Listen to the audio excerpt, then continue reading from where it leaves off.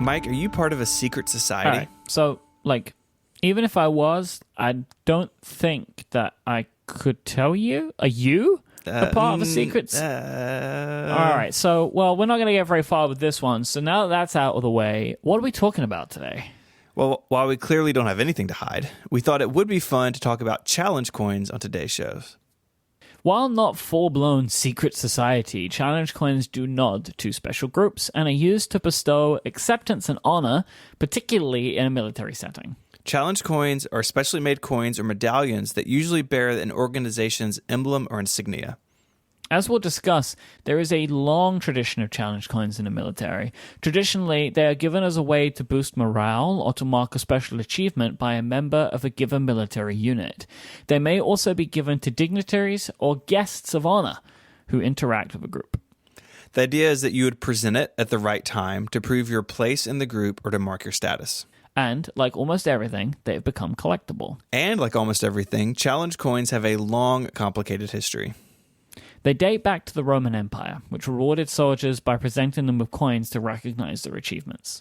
Challenge coins were also known as portrait medals during the Renaissance and were often used to commemorate specific events involving royalty, nobility, or other well-connected individuals like podcast hosts. Yeah, the medals would be given as gifts or awards, and people also exchange them with friends or associates, sort of like a grown-up party favor.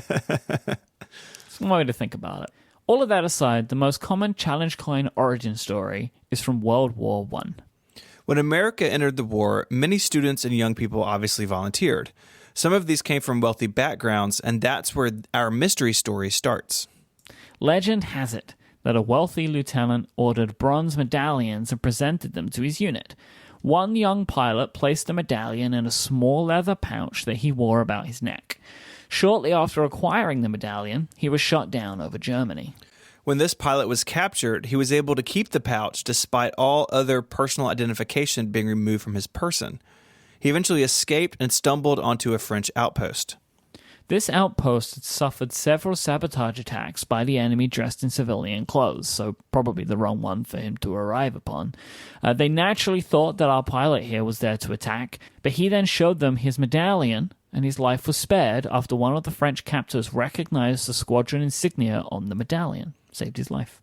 Instead of shooting him, the story goes, they gave him a bottle of wine before his return to his unit. Lovely. It quickly became tradition in the squadron that all members carried their medallion or coins at all times. Naturally. At any given time, a challenger would ask to see the medallion. If the challenged person could not produce said medallion, they were required to buy a drink of choice for the member who then challenged them. If the challenged person produced a medallion, then the challenging person was then required to pay for that drink. I really like that. I like that a lot. It's nice camaraderie, you know? During World War II, some military units used special coins to help verify a person's identity before disclosing sensitive information. This helped prevent infiltration into a meeting by a spy who would have had the knowledge of the meeting time and place, as well as what coin had to be presented. It's like a secret handshake made out of metal. Sure. For example, there is a story about an American soldier scheduled to rendezvous with Philippine guerrillas during World War II. As the story goes, he carried a Philippine solid silver coin that was stamped on one side with the unit insignia. The coin was used to verify that the soldier was their valid contact for the mission against Japanese soldiers. One of the first appearances of a challenge coin with a Canadian Forces logo was that of the Canadian Airborne Regiment going into circulation in 1974. And while challenge coins are considered to be a pretty American thing, Canada has really embraced them since that 1974 coin.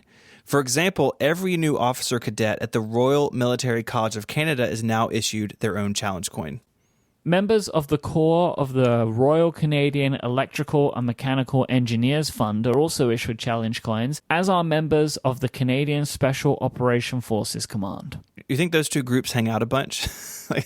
Probably. The Why electricians and mechanical engineers and then the special forces? I feel like they could be buddies. Sure. Challenge coins have made their way outside of North America. The challenge coin tradition was introduced into the Swiss Armed Forces by American officers on training missions and other assignments for the Organization for Security and Cooperation in Europe, of which Switzerland is a member. Exchange officers and British military visitors to US units and formations in recent decades have often been presented with challenge coins themselves. The British Army has had a challenge coin for recruiting purposes since the mid-2000s, and examples exist, for example, the Special Air Service and the Royal Engineer units. Over time, challenge coins have spread beyond the military, but more on that in just a minute. This episode is brought to you by Squarespace. They let you easily create a website for your next idea, with the ability to grab a unique domain name, award-winning templates, and more.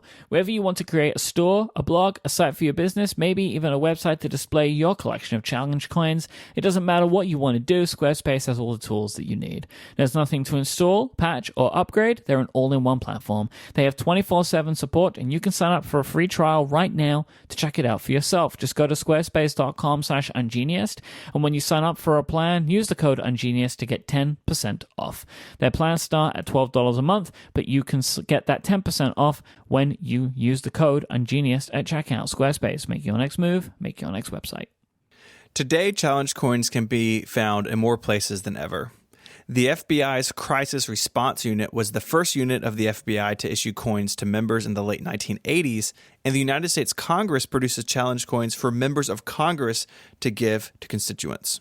Challenge coins issued by presidents date back to the late 1990s, and the White House Communication Agency has coins made to mark visiting heads of state and other events. We're going to talk about one of those in a second. President Bill Clinton displayed several racks of challenge coins, which had been given to him by U.S. service members on the credenza behind his Oval Office desk. They can even be seen in the background of his official presidential portrait and are now on display at the Clinton Library.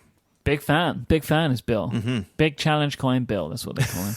President George W. Bush received the challenge coin from a Marine Combat Patrol unit during a visit to Iraq in 2007. President Barack Obama, in addition to handing challenge coins to U.S. service members, would leave coins on the memorial graves of fallen soldiers. Donald Trump's presidential coin broke with tradition, omitting the presidential seal, the motto E Pluribus Unum, and the 13 arrows representing the 13 original states. Instead, his campaign slogan, Make America Great Again, appears on both sides. It features a banner at the bottom, which also serves as a base, allowing the coin to stand upright. I like the upright standing thing. You know, it just displays itself, comes in its own little frame. Yeah.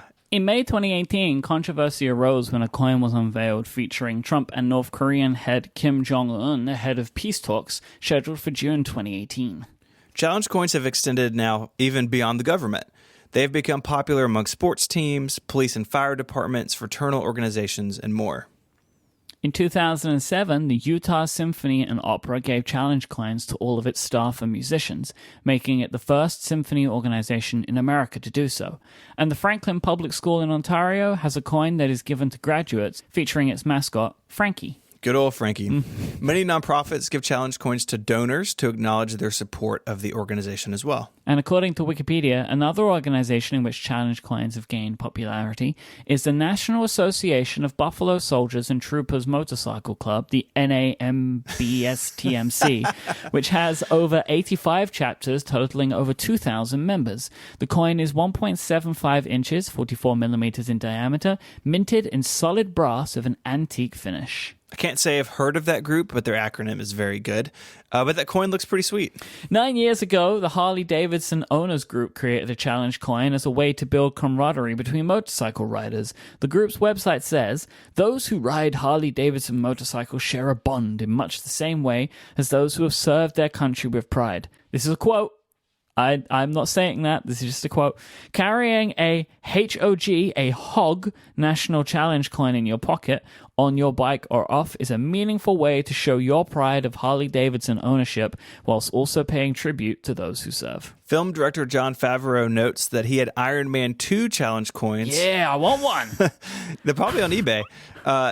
They were made to distribute to the United States Air Force personnel who helped filming the production at Edwards Air Force Base. Bill Prady, executive producer of The Big Bang Theory, recently gave The Big Bang Theory Executive Producers Challenge coin to the crew of the last space shuttle mission. It's pretty cool. The crew of Breaking Bad were given challenge coins designed by show creator Vince Gilligan for each new season. Another challenge coin was also included in the Blu-ray set of the entire series of the show. They gotta be blue, right? Bright blue. I really hope so. They have to be blue. And of course, we cannot forget 99% Invisible. The Roman Mars hosted podcast recorded an episode in May 2015 where they looked at challenge coins, leading them to eventually create their own 99% Invisible challenge coin, which is it's not invisible, it's the 99% Invisible challenge coin, which has been available to supporting listeners, which leads us very nicely to the reason we are talking about challenge coins today, because there is a Relay FM challenge coin. Stephen, where can people find the Relay FM challenge coin? Relay.fm/store. You can get them there. And they're really nice. I've got one here. Very nice challenge coin. So if you want to be cool and show that you're a very conscientious podcast listener, then you should go and get yourself a Relay FM challenge coin. And we hope that when we see you at live events in the future, that you'll be able to present it. Yes. I'd like to thank someone named Michael Hurley for sending in this topic. This is called vertical integration. Integrated so well. If you want to learn more about challenge coins or check out the other stuff we talked about, head on over to the website relay.fm/ungeniused/63. You can get in touch with us there. You can send us an email with your own show topic and suggestion. Other than the ones that Mike makes me do, most of these are sent in by listeners, and we thank you very much. The list, let's just say we could do the show basically forever, which is the plan. If you want to do that on Twitter, if email is too old-fashioned for you, you can do so at Ungeniused. You can find Mike there as IMYKE, and you can follow me on Twitter as ISMH. And until our next French Outpost wine bottle opening, Mike, say goodbye. Goodbye. Adios.